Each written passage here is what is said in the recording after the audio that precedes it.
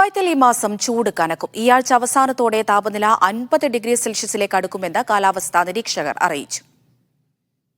ലോകമെമ്പാടുമുള്ള ഏറ്റവും ചൂടേറിയ മാസങ്ങളിൽ ഒന്നായിരിക്കും ഈ മാസമെന്ന് കാലാവസ്ഥാ ശാസ്ത്രജ്ഞർ പ്രവചിച്ചു. കഴിഞ്ഞ വർഷം ആഗോളതലത്തിൽ ഏറ്റവും ഉയർന്ന താപനില അടയാളപ്പെടുത്തിയ മാസമായി നാസയുടെ Goddard institute four space studies report ചെയ്തിരുന്നു.